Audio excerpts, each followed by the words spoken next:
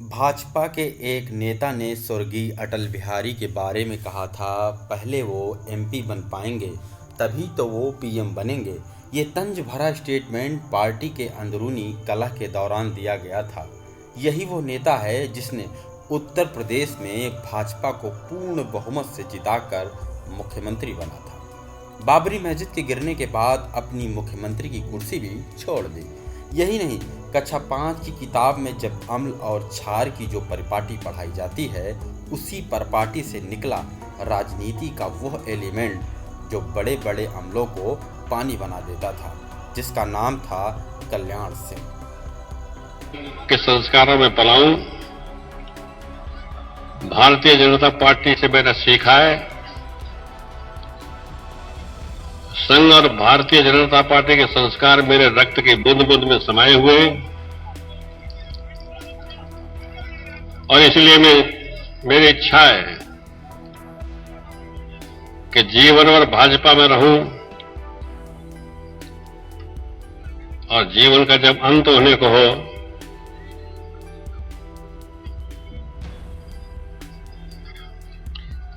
तो मेरा शव भी भारतीय जनता पार्टी के झंडे में लिपट कर जाए।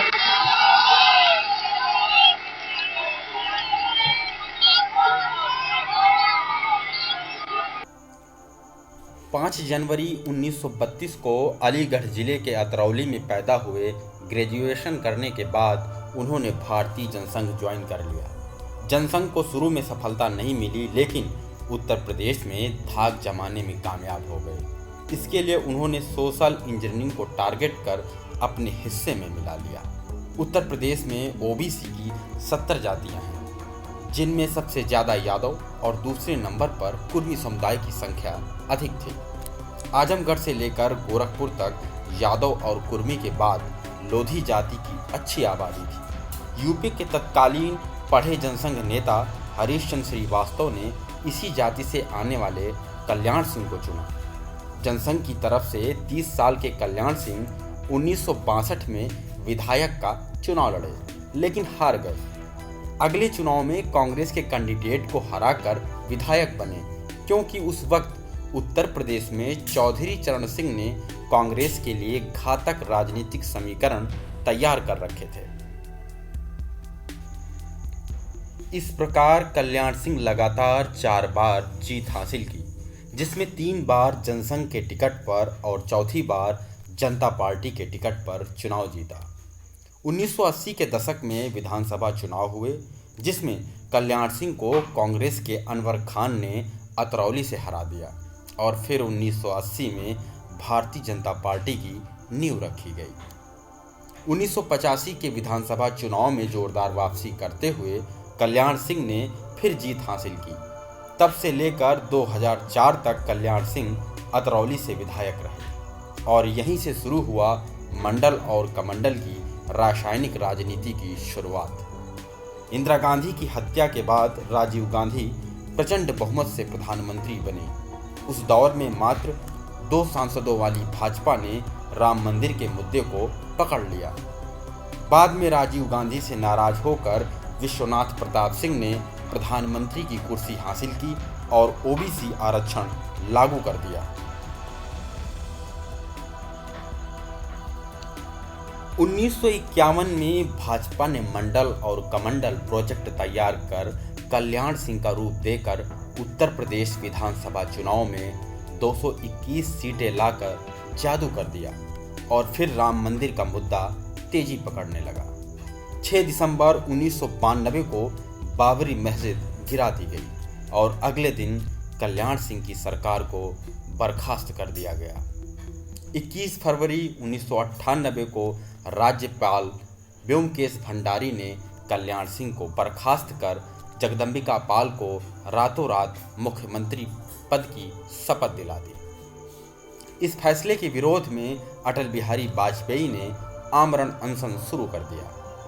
इस विषय पर हाई कोर्ट गए और अगले दिन राज्यपाल के आदेश पर रोक लगाई गई। कल्याण सिंह की सरकार को बहाल कर दिया गया। उस दिन राज्य सचिवालय में अजीबोगरीब नज़ारा देखने को मिला।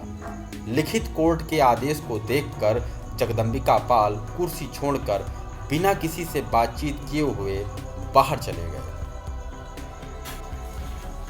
इसी बीच एक और बात हो गई। उत्तर प्रदेश में कल्याण सिंह की एक महिला मित्र थी, कुसुम राय। आजमगढ़ की कुसुम राय 1997 में लखनऊ के राजाजीपुरम से सभासद बनी, लेकिन कहा जाता है वो सरकारी फैसलों में अड़चन पैदा करने लगी, जिसकी वजह से पार्टी के अन्य नेता नाराज होने लगे।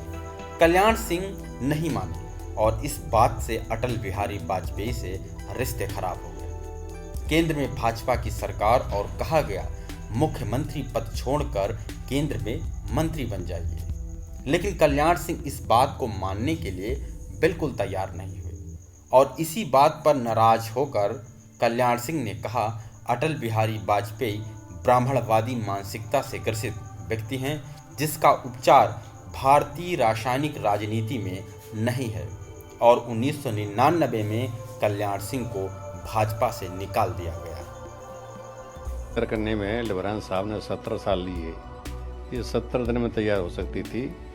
17 साल तक पैसा बर्बाद हुआ, 8 करोड़ रुपया खर्च हो गया और रिपोर्ट में बाकी चीज़ें कम डिस्कस हुई हैं। लिबरान साहब ने राजनीति ज़्यादा डिस्कस की है और वो मैं कह सकता हूँ कि ये रिपोर्ट कूड़ेदान में फेंकने के लायक है। दूसरे ये कहना कि साजिश थी, साजिश बिल्कुल नहीं थी। ये सैकड़ों साल से करोड़ों हिंदुओं की कुचली गई भावना का स्वतः विस्फोट था, जो 6 दिसंबर 1992 को उस घटनागृह में सामने आ गया है। हमने सुरक्षा के सारे प्रबंध किए थे, ये सच है कि उसके बावजूद भी ढांचा टूट गया। तो इसमें मेरा इतना ही कहना है कि कई बार ऐसे मौके आते हैं कि सुरक्षा के इंतजाम रखे रह जाते हैं और घटना घटित हो जाती है। फिर उन्होंने राष्ट्रीय क्रांति दल के नाम से अपनी पार्टी बना ली, अपने पूरे प्रभाव का इस्तेमाल भाजपा के खिलाफ किया। अगले चुनाव में भाजपा उत्तर प्रदेश में पूर्ण रूप से सफाया हो गई, पर कल्याण को भी कोई फायदा नहीं हुआ। फिर कल्याण सिंह ने अनोखा काम किया, समाजवादी पार्टी की सीट से लोकसभा में सांसद बन गए। फिर यूपी विधानसभा में 2012 के चुनाव में 200 कैंडिडेट उतार दिए, लेकिन एक भी सीट नहीं मिली। जिस अतरौली से वो 8 बार जीते, वहीं से इनकी बहू प्रेमलता हार गई, बेटा भी हार गया। कल्याण सिंह को लेकर कहा गया था, राजनीति में कामयाबी के लिए धैर्य की ज़रूरत होती है, और कल्याण सिंह ने धैर्य दिखाया होता तो आज अटल बिहारी के बाद भाजपा के नए कप्तान होते। यही नहीं, 90 के दशक में कल्याण सिंह और नरेंद्र मोदी दोनों ही हिंदुत्व की परिपाटी को लेकर नए राजनीतिक समीकरणों को बैठा रहे थे।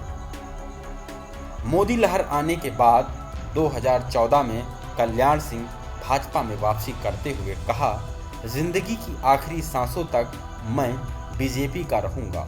आमतौर पर विद्रोही नेताओं पर चुप्पी रखने वाले नरेंद्र मोदी की अगुवाई वाली भाजपा में कल्याण सिंह को राजस्थान का राज्यपाल बना दिया गया। राज्यपाल की कुर्सी छोड़ने के कुछ सालों बाद कल्याण सिंह का निधन हो गया। देश के नेताओं की इस महायात्रा में हमारे साथ बने रहें केवल न्यूज नशा रेडियो पर।